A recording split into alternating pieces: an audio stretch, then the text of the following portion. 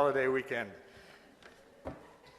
Welcome to the Unitarian Universalist Congregation of Princeton, where in our open and welcoming community, we live our message of hope, love, justice, and joy. We extend a special welcome to our visitors this morning. We're glad you're here and invite you to stop by our welcome table after worship in Robinson Lounge so that we can answer your questions and get to know you a little bit. Again, welcome to our congregation. We're very happy you've joined us. We have a few announcements this morning. Actually, we have one announcement this morning.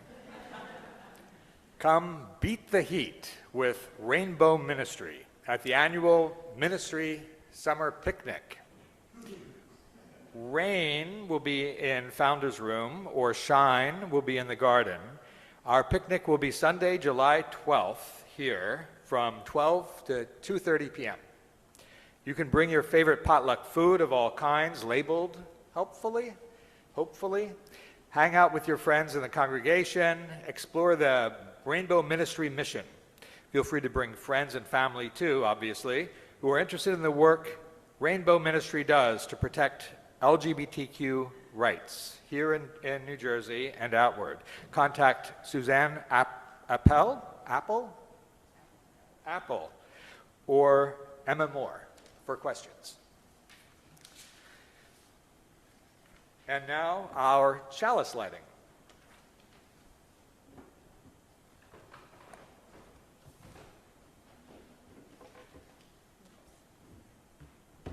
Some beliefs are like walled gardens. They encourage exclusiveness and the feeling of being especially privileged. Other beliefs are expansive and lead the way into wider and deeper sympathies. Some beliefs are like shadows, clouding children's days with fears of unknown calamities. Other beliefs are like sunshine, blessing children with the warmth of happiness. Some beliefs are divisive, separating the saved from the unsaved, friends from enemies. Other beliefs are bonds in a world community where sincere differences beautify the pattern. And now I invite you to join me for the unison affirmation, which you'll find printed in your order of service. This is a congregation of open minds, of helping hands, and of loving hearts. Together, we care for our earth and work for friendship and peace in the world.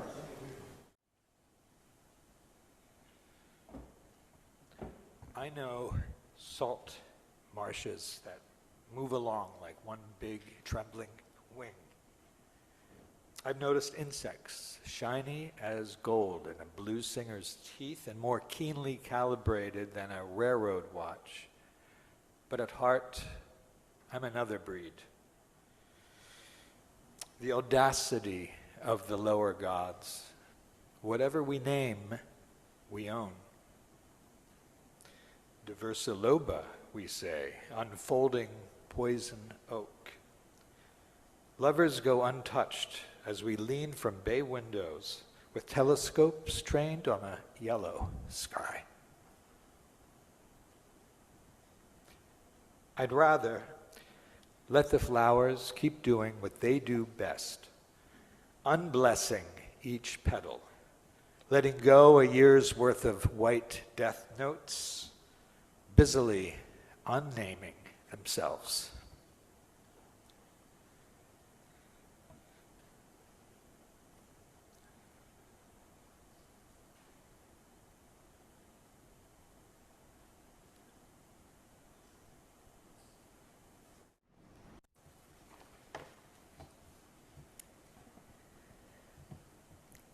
I grew up, for the most part, outside of religion. When I think back on church going as a very young child, I only remember fragments: wooden pews with faded red upholstery, thin Bible pages with red edges, a very friendly minister shaking hands as we left, and Easter eggs hidden among old gravestones. Religion was never something I inherited, only something I observed from a distance, just fragments of experience without larger meaning. As a teenager, I began asking big questions. Why are things the way they are? What do I believe? Why do other people believe what doesn't seem to make any sense? In high school, English was my favorite subject, and I learned to enjoy wrestling with ideas, reading between the lines, and thinking critically. I was a very good student, but rebellion was also a part of my character. And by college, my sharpened critical thinking skills and my rebellious spirit had merged into a very strong sense of skepticism. And like many college students playing amateur philosopher, my friends and I stayed up late trying to make sense of the world. We debated politics, morality, the purpose of life, and the expectations that were waiting for us after graduation. We were deciding which of the many stories that we had inherited that were worth keeping. Religion seemed pretty easy to dismiss at the time. It offered no testable evidence, and I also assumed that skepticism was simply where thoughtful people naturally arrived in the modern world. And looking back now, I realize that my skepticism had not been nearly as independent as I imagined. I had inherited it almost as casually as others inherited their faiths. My best friend at the time insisted that I read a novel by Daniel Quinn titled Ishmael. And the story is a long conversation, for those of you who don't know it, with a telepathic gorilla named Ishmael. And this gorilla challenges our assumptions about civilization and the stories that our culture and society have inherited. The book did its job. It definitely reinforced some of my religious skepticism, but it also did something totally unexpected, which was to plant a seed of curiosity. Ishmael revealed to me the power of interpretation, how what makes no sense from one angle can begin to make sense when looked at from another. It taught me that certainty can arrive long before understanding, and that confusing the two can quietly close the door on learning and growth. So with a new curiosity, I resolved to read the Bible from front to back for myself with an open mind. And to my great surprise, reading it changed me in a way that I really did not expect. I didn't suddenly accept everything I had once rejected, but I discovered a remarkable treasury of wisdom. And this is not because every passage was easy to believe or easy to understand, but because every passage became richer, more meaningful, and inspirational the longer I was willing to wrestle with it and examine it from many different angles.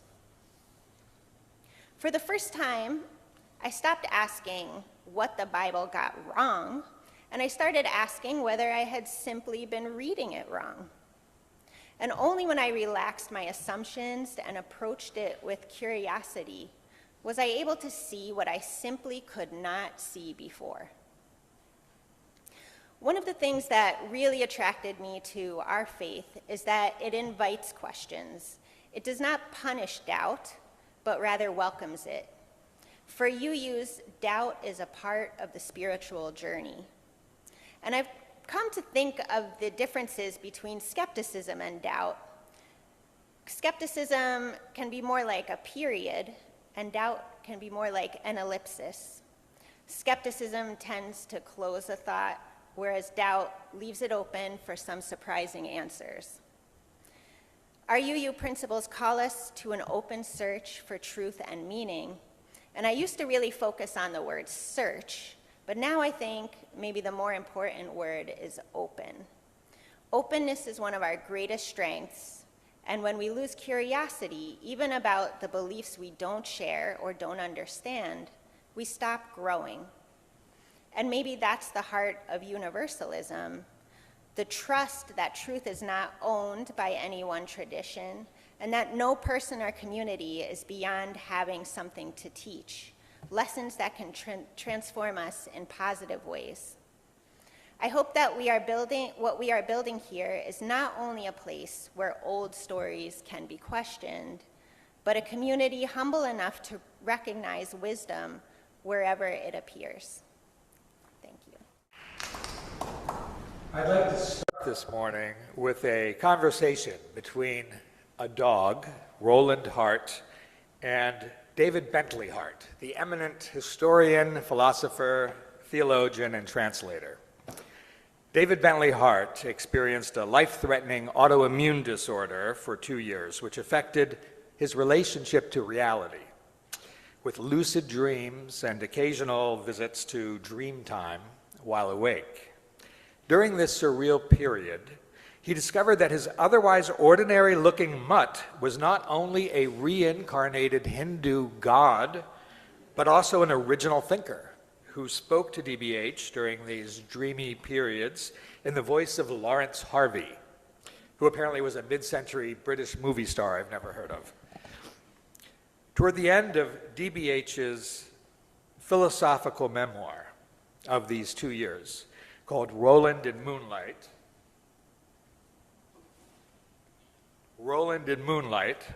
he notices with despair the increasing gray around Roland's muzzle. I'll probably cry a little bit next, but don't panic. There's a tissue down here.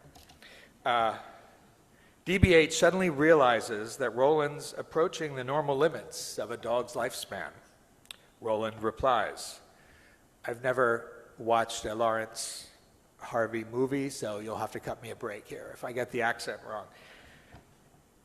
There's nothing to fear, nothing at all.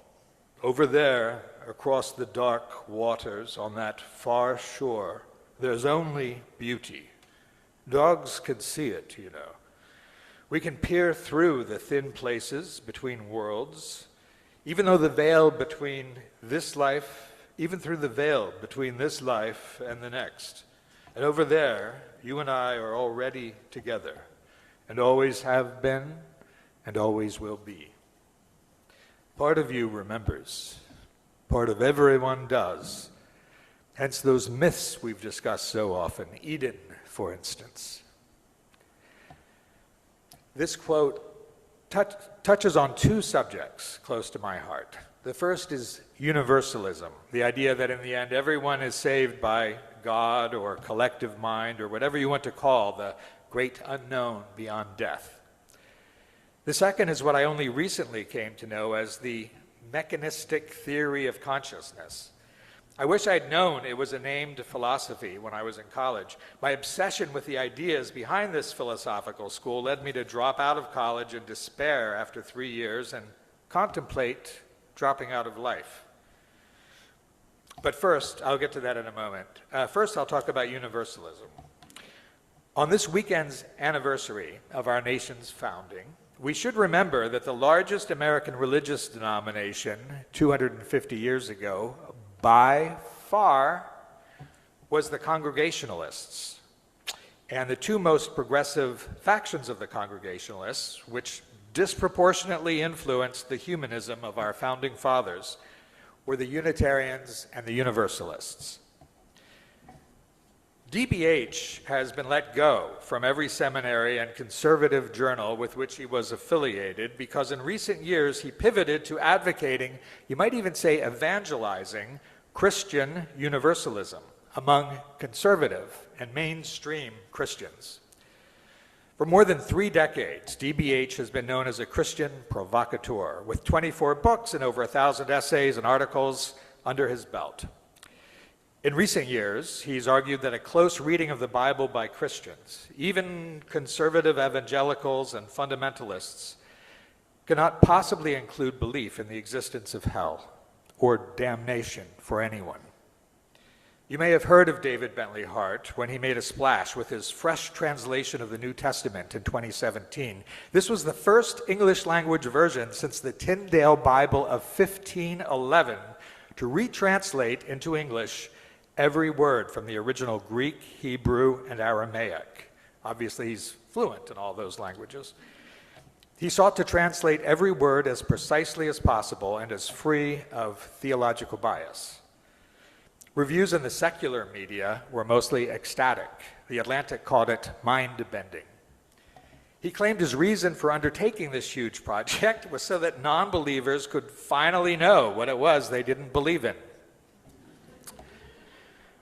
Before this translation, he published a scholarly history of Christianity and an apology for Christian Universalism called That All Shall Be Saved. I credit these 3 books with allowing me to call myself a Christian again, even as a good, skeptically minded UU Christian, who's also a Taoist, an animist, and one who prays to the ancient Greek gods every night before sleeping. I actually do that. My mother trained as a Jungian psychoanalyst, so you'll have to cut me a break with that. These 3 books were eye-opening for me because when I was 15 and a half, I was saved by a literally life-saving and deeply loving Pentecostal community. There, I had a wonderful emotional release every Sunday, tears streaming down my cheeks, joyful sobbing sometimes, and occasional highly satisfying, and occasional speaking in tongues that was catnip to a theater kid like me. This was also a highly satisfying way of driving my mother crazy. I stopped calling myself a born-again Christian on my 17th birthday because my brain couldn't make sense of my community's article of faith that everyone who doesn't share their beliefs would burn in hell for eternity. I've often puzzled why the tens of millions of American Bible-believing Christians on the other side of our political and cultural divide aren't strengthening and inspiring us on this more liberal and progressive side. I mean, if more of them could combine Jesus' teaching about the primacy of love, forgiveness, and radical self-acceptance with his morality based on embracing the stranger and lifting up the vulnerable. And if certain of them could lose the sanctimony of believing their tribe will be safe in heaven while everyone else burns for eternity after the apocalypse, which they try to hurry along with appalling political choices like a bunch of solipsistic wankers. Sorry, Kirsten. I have to apologize to Kirsten because she hates it when I talk like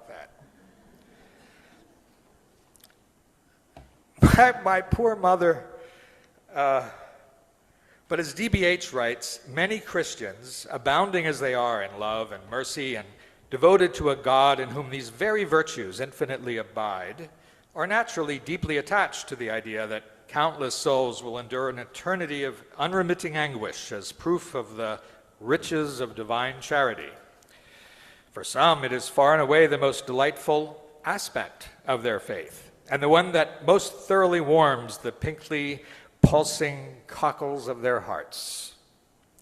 This lecture got DBH fired from First Things, arguably the most respected journal of conservative opinion in America, where DBH had free rein to publish essays, articles, and reviews for decades. Again, it was to those readers and the millions of conservative Christians they influenced that DBH hoped to reintroduce long-standing universalist ideas. Earlier, I mentioned the mechanistic theory of consciousness as my other bugaboo, addressed by Roland. After I closed my mind to faith on my 17th birthday, and continuing through my college years, I was obsessed with a sophomoric idea that life was a cruel joke. On one hand, we, or at least I, need to believe that our lives are part of a fabric of meaning beyond our own egos and individual brain chemistry in order to carry on through life's vicissitudes. On the other hand, life, I believed, was in reality a mechanistic series of chemical and neurological reactions that developed through evolutionary pathways which only appear meaningful in retrospect, with no larger meaning of their own. I thought that our investment in blind illusions of human meaning only contributed to the likelihood of a nuclear holocaust, mass extinctions, factory farming, and the self-destruction of humanity and probably the planet itself, which I thought didn't really matter because none of it was meaningful in the first place. Because I was so ignorant of academic philosophy and theology, not to mention my own psychology, I somehow hadn't considered that thinkers far smarter than I had wrestled with these same ideas for hundreds and to some degree thousands of years and come out on the other side. One gift of my born-again Christianity was the certainty that trauma, ego, and obsessive thoughts sort of would dissipate with my visceral experience of love and acceptance, which they did. When I was saved from the experience of fallen humanity, my own and others' foibles mattered much less to me. Without faith, I was a mess for a few years. Somehow it never occurred to me to challenge the biased assumptions that led to my certainty that faith was an abrogation of integrity and a refusal to respond honestly to truth with a capital T. If it hadn't been for friends I knew I deeply loved despite this certainty, I don't know what might have happened to me. Sex also helped. Thank God for sex. David Bentley Hart must have wrestled with these same conceptual demons because Roland, sensitive as he was to the fragility of his pet human, had this to say to him. I've been pondering the problem of consciousness a great deal lately and how impossible it is to fit into a truly mechanistic account of life or of evolution. I mean at the most elementary level. Take simple recognition of something, for example. There you have an instance of incredibly irreducible intentional consciousness, right?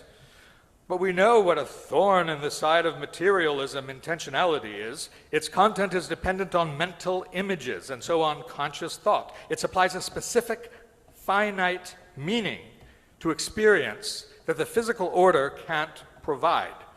Well, simply said, it doesn't fit into the mechanistic story, does it? The consistent materialist position is that consciousness and intentionality are all secondary, even illusory, the residue of purely mechanical processes.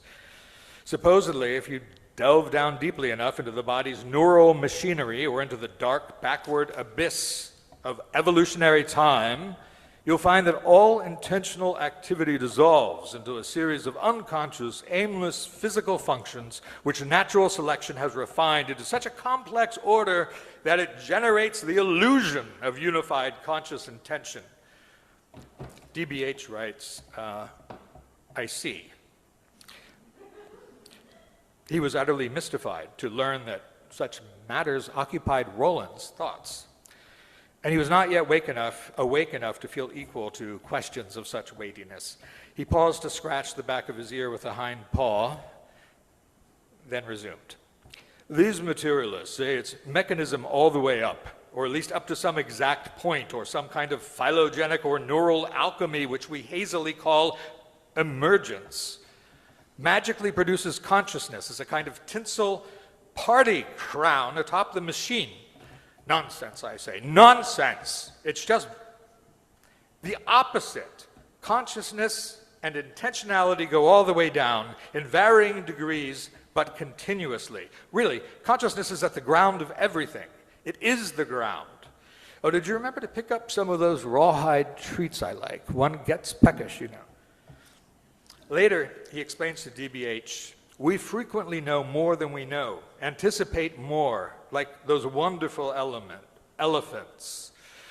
I'm sorry, DBH writes, you lost me.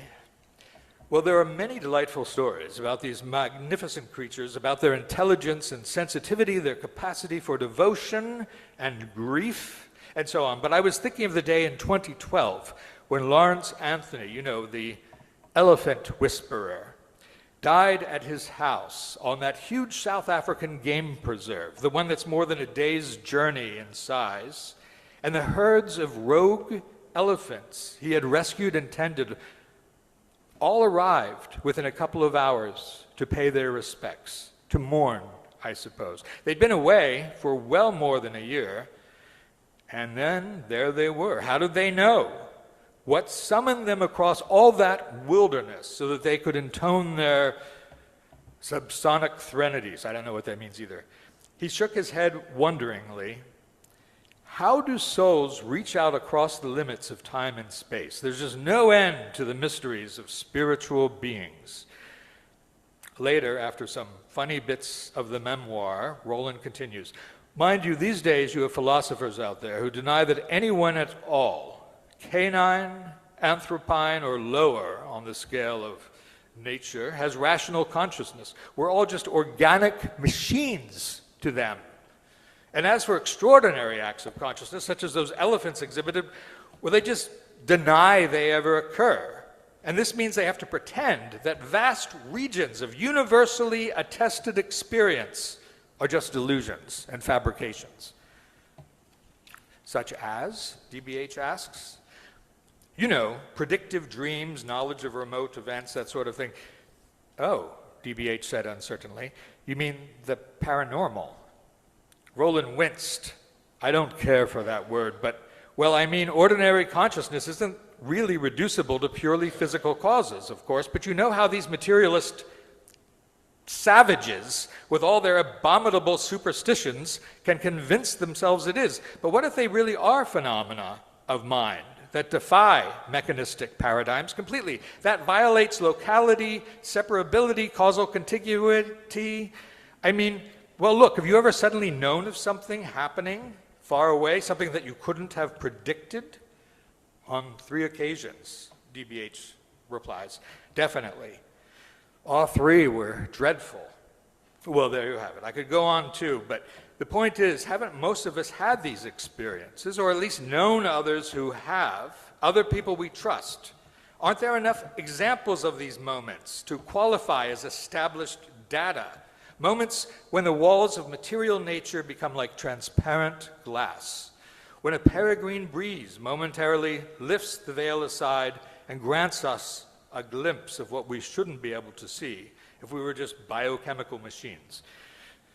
To merit investigation or just curiosity? Scientists and philosophers who want to make sense of consciousness aren't going to do the subject much justice if they simply rule out any evidence that doesn't fit into a machine picture of the mind. The problem isn't method, but metaphysics. He goes on. Dogmatic materialism makes them look for only mechanical causes and to pretend that these other events never occur. But that's a ludicrous way to proceed. It's all just fanaticism, fundamentalism.